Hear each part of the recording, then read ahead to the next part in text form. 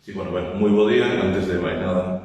mil desculpas polo atraso co que iniciamos esta rolda de prensa, na que, para além da miña participación como portavoz municipal, me acompañan as deputadas do BNG no Parlamento de Galiza por Vigo, Alexandra Fernández e tamén Carmela González. Esta comparecencia ten por obxecto non só analizarmos o que son o proxecto de orzamentos pro vindeiro ano 2022 da Xunta de Galiza, no que ten a ver co impacto na cidade de Vigo, sino sobre todo dar conta das alternativas do Bloque Nacionalista Galego para mellorarmos sustancialmente esta proposta de orzamentos. Un proxecto de orzamentos do Partido Popular que podemos cualificar como absolutamente inxustos, uns orzamentos inxustos e inúteis. Inxustos por insistir na política de total abandono contra a maior cidade de Galiza, que somos Vigo, que o Partido Popular de Alberto Núñez Feixóo leva practicando dende algo máis dunha década, e inúteis porque son unhas contas que non enfrentan con determinación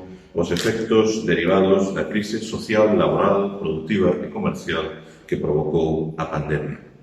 O Partido Popular demostra con estes orzamentos, o Partido Popular de Feixóo, mas tamén o Partido Popular de Marta Fernández Tapias ou de Javier Guerra, demostra que non teñen nada que ofrecerlle a Vigo máis que abandono. E diante destas contas inxustas e inúteis, o BNG vimos de formular unha ampla batería de enmendas que pretende incrementar por volta dos 71 millóns de euros máis o investimento da Xunta de Galiza na cidade de Vigo. Fundamentalmente atendendo catro grandes eixos que, en todo caso, as deputadas Alexandra Fernández e Carmela González detallarán ou irán máis no miúdo, pero fundamentalmente respondendo a catro grandes eixos estratégicos. En primeiro lugar, apostarmos decididamente pola reactivación productiva e económica, enfrentando con determinación a grave crise industrial que atinxe a nosa cidade, donde hoxe hai 6.100 postos de traballo menos nas actividades industriais dos que había no ano 2009, e apuntalando para blindar actividades estratégicas, actividades chave, como son a construción e a reparación naval. En segundo lugar, as emendas do BNG pretenden reverter de maneira radical as políticas de privatización que converteron Vigo e a súa área sanitaria na zona cero da desfeita sanitaria imposta polas políticas de recorte e de privatización aplicadas polo Partido Popular, mas tamén alargar, non só reverter o recorte, sino precisamente alargar os servizos públicos que se prestan nesta cidade, tamén nun ámbito tan importante como é o ámbito educativo. Entendemos que estes orzamentos deben atender importantes déficits históricos no ámbito infraestructural, da mobilidade e do transporte, e por último, cremos que estes orzamentos deben apostar por potenciar a sustentabilidade, mas tamén a innovación. A aposta do Bloque Nacionalista Galego non é outra que convertermos a Vigo non só nese vizoso e potente pulmón industrial do país, sino tamén nesa capital galega da innovación, das comunicacións, da tecnoloxía, nesa capital galega do futuro. Por lo tanto, estas emendas das que darán conta agora en detalle as compañeras deputadas son propostas en positivo que o único que persiguen é que a Xunta de Galiza do Partido Popular deixe de desertar das súas responsabilidades en Vigo, exerza as súas competencias na principal cidade do país e, dende logo, nos permita atender como merece a principal cidade galega. Pola miña banda, máis nada, deixo de xa a Carmen. Como ben decía Xavier, estamos ante uns orzamentos rutineiros e con unha falta de ambición continuada a través dos anos desde que goberna o Partido Popular na Xunta de Galiza, e que non son precisamente os orzamentos que o noso país precisa para a recuperación económica, social desta crise que estamos padecendo. E no caso da cidade de Vigo, como me indicaba, sigue con ese continuo abandono en todos os sectores, e especialmente en un sector ou en unha materia que é fundamental para a nosa cidade, que é a produción, a industria, a innovación e o emprego. No contexto da grave crise industrial que está padecendo Vigo, crise industrial, productiva e laboral, na que, como ben indicaba Xavier, perdemos máis de 6.000 postos de traballo industriais desde 2009, con un problema de deslocalización de empresas importantísima. Os últimos datos nos falan de que nos últimos 8 anos non se implantou ninguna empresa nova na comarca de Vigo e, en contraposición, en Portugal incrementáronse e na actualidade 168 fábricas máis que o 70% da totalidade do país está na parte norte de Portugal. Eso, unido á crecente precariedade laboral que sofren os traballadores e traballadoras, que se está expresando nunha altísima alta de temporalidade, no aumento de contratos a tempo parcial, no empobrecemento salarial ou no empeoramento das condicións laborais, fan moi difícil entender esta falta de orzamentos para a industria e para a produción da nosa cidade. En termos xerais, os orzamentos da Xunta son nulos ou están prácticamente desaparecidos para sectores industriais, para a economía galega, nomeadamente para Vigo e a súa comarca, como son o sector naval, que carecen de cualquier plan, tratamento ou consignación específica nestes orzamentos. Nos orzamentos da Xunta de Galicia para 2022 hai 0 euros para a industria ou emprego en Vigo, 0 euros para o sector naval e 0 euros para a automoción. Non hai ningún programa específico para ninguna destas tres. En definitiva, estamos ante uns orzamentos que siguen a tendencia de anuncios, propagandas e culpabilización a outras administracións dos problemas da industria e do emprego na nosa cidade. En contraposición a este, o BNG, como ben indicaba Xavier, temos propostas e as nosas propostas nestes orzamentos, as nosas emendas, van encaminhadas a impulsar un novo modelo económico baseado na ciencia e na innovación que modernice os sectores productivos estratégicos para conseguir crear emprego de calidade e situarnos nunha economía globalizada cunha posición forte. E un dos eixos da actuación é a transformación da economía galega alrededor desa ciencia e desa innovación, multiplicando o esforzo investidor na investigación, e para eso propoñemos un pacto galego pola ciencia e innovación co obxectivo de achegarnos ao 3% do orzamento, 300 millóns de euros, un plan para o fomento da actividade tecnolóxica e industrial. O obxectivo deste plan é elevar o peso da industria hasta o 25% do PIB en 2030, é o que lle chamamos o Horizonte 2030, e iniciar o proxecto RIAS para conformar o maior complexo científico e tecnolóxico de Europa en relación co mar, no que está incluído todo o sector productivo alrededor do mar, mas tamén o sector da construcción naval, o medio ambiente, un proxecto estratégico da RIAS que engloba todos esos sectores. E outra pata, outra eixe fundamental é atallar a esa crecente precariedade laboral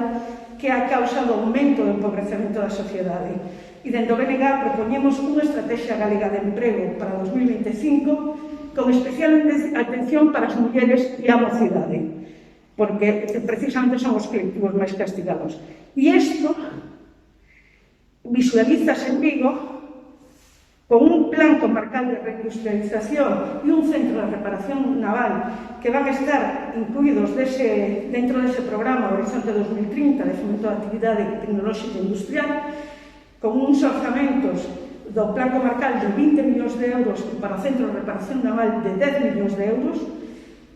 un centro metropolitano para o impulso tecnolóxico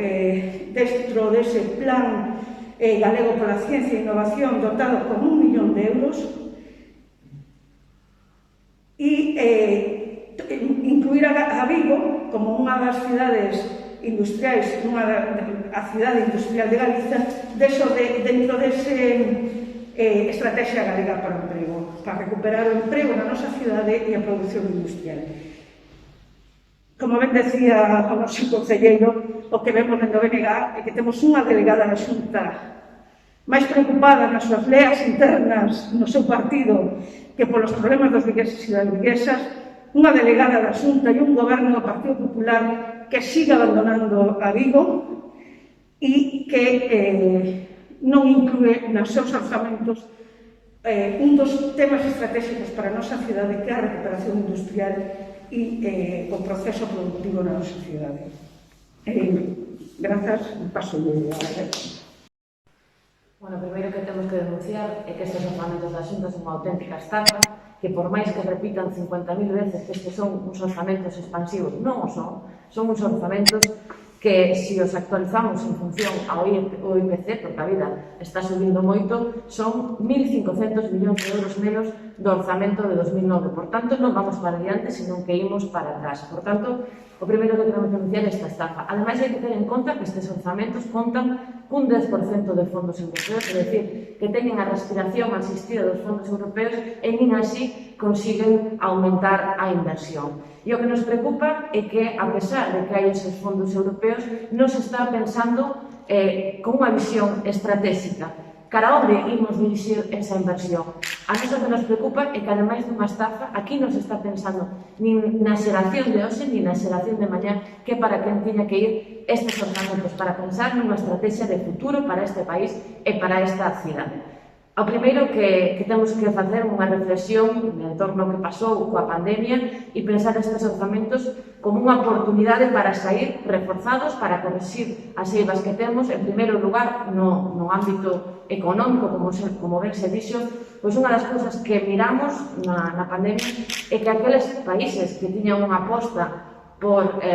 diversificar a economía, por máis industria, por ter un sistema productivo diverso e amplio, eran os países que máis resistían a crise, mentres que aqueles países que apostaban todo o sector servicios e o turismo, que é o proxecto que ten o Partido Popular e Abel Caballero para esta cidade, son os que sufrían máis a crise. E nós queremos un país que teña turismo de calidade, pero tamén queremos un país que teña emprego industrial e que teña unha visión de futuro cunha aposta pola innovación para este país. E os fondos que veñan europeos tiñan que estar dirixidos nesta liña. E outra das grandes eivas que vimos durante a pandemia é o déficit que hai en inversión en servicios públicos, especialmente na sanidade. E en lugar de sair desta crise reforzando a inversión en servicios públicos, blindando a sanidade pública e a un persoal sanitario que está esgotado e ao que se lle están aplicando aínda máis recortes,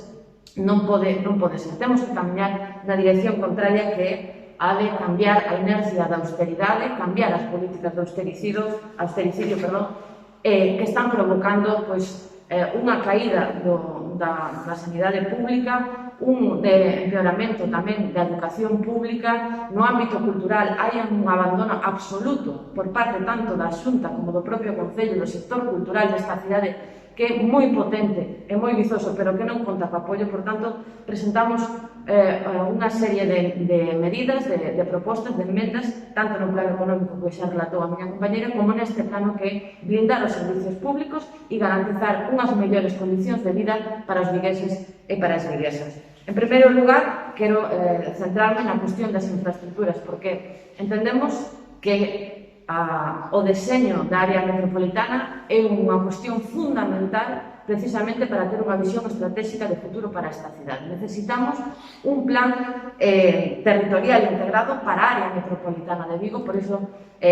metemos unha emenda con 300.000 euros para a elaboración dese estudio, 150.000 euros para un estudio do tren de cercanías Vigo-Pontevedra, Vigo-Tui. Necesitamos unha aposta por unha mobilidade sostible na área metropolitana de Vigo, con cercanías, pero tamén metemos en meta para mellorar o transporte marítimo de Ría de Vigo e tamén 1 millón de euros para mellorar o transporte metropolitano na área de Vigo, con mellores conexiones co aeroporto, por exemplo, ou coa universidade, que moitos estudiantes desta cidade teñen moitos problemas para subir cada día á universidade. Tamén incluímos unha serie de actuacións máis no ámbito propio da cidade, con 6,5 millóns de euros, que inclúen a urbanización de Avenida Galiza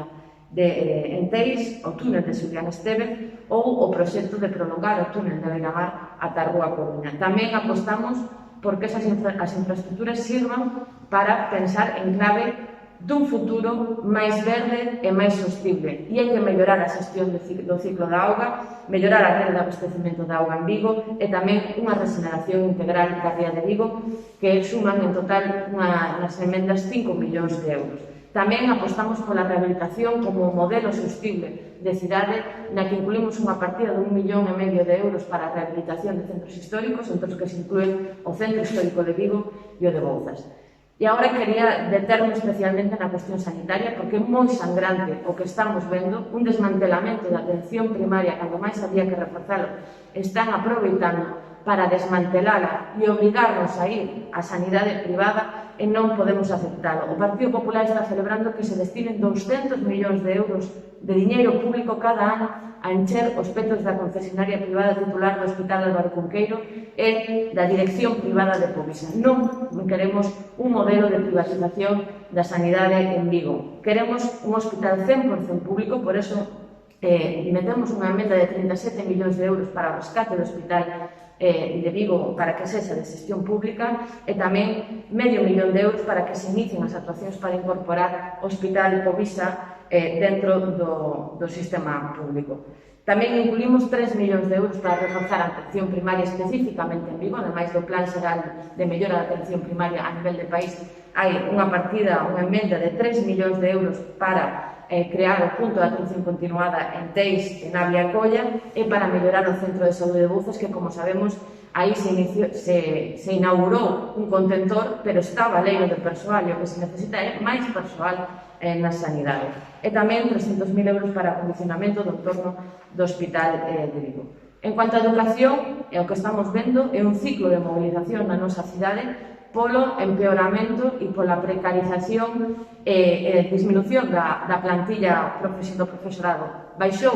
o Partido Popular, recortou un 4,5% do profesorado na pública, mentre se incrementou nun 5,5% o persoal educativo na privada. O que estamos vendo é, sistemáticamente, esa aposta do Partido Popular por recortar no público e beneficiar ao sector privado. Rexeitamos ese modelo, o modelo de recortes. De feito, xa anunciamos que a próxima semana imos levar a pleno unha pregunta específica sobre a situación dos centros educativos e do recorte de persoal que hai nos centros educativos en Vigo. E, ademais do recorte de persoal, creemos que hai moito que facer en cuanto a mellora de infraestructuras educativas. Por eso, metemos unha emenda de 3,5 millóns de euros para melloras infraestructurais e de equipamento nos colexios públicos de Vigo, 3 millóns de euros para a construción do Instituto de Educación Secundaria de Navia, que, por certo, quero recordar que xa levamos este debate ao Parlamento o ano pasado e o Partido Popular votou en contra dicindo que xa estaba feito, que xa estaba todo arranxado, e agora que vemos nestes orzamentos unha mísera partida de 50.000 euros, é dicir, que non pensan facer outro ano máis o Instituto. Por eso, pedimos ao Partido Popular que vote a favor desta emenda de 3 millóns de euros para que se faga unha vez por todas ese instituto. Tamén hai un déficit histórico en cuanto ás escolas infantis de 0 a 3 anos nesta cidade. Metemos unha partida de 1,5 millón de euros para a creación de escolas infantís. E no ámbito cultural, mellorar a rede museística desta cidade e tamén a construción dunha biblioteca pública en Navia son algunhas das emendas que levamos. E, por último, se acabo, 5 millóns de euros para a mellora dos equipamentos deportivos, para reformar as pistas de balaídos que están nun estado absolutamente lamentable. Acabarei tamén unha cuestión máis que creo que é importante nesta cidade, que preocupa moita xente, e especialmente a xente nova, que é a situación da vivenda. Cada vez máis, pagar unha vivenda, emanciparse para a xente nova é imposible. Nos últimos anos, unha unidade de convivencia paga 3.000 euros máis ao ano por un alugueiro que hai 5 anos. Se a isto lle sumamos a subida na luz, cada vez é máis imposible emanciparse. Por eso presentamos un aumento de 30 millóns de euros en partidas destinadas á creación de vivenda pública para un plan de mobilización da vivenda baleira, un plan de vivenda para axudas á emancipación á mocidade, unha serie de iniciativas amplias dirixidas a moitos sectores da poboación co obxectivo de que todo o mundo teña garantido neste país e nesta cidade ter unha vivenda digna, porque nos parece fundamental. Se tedes alguna pregunta...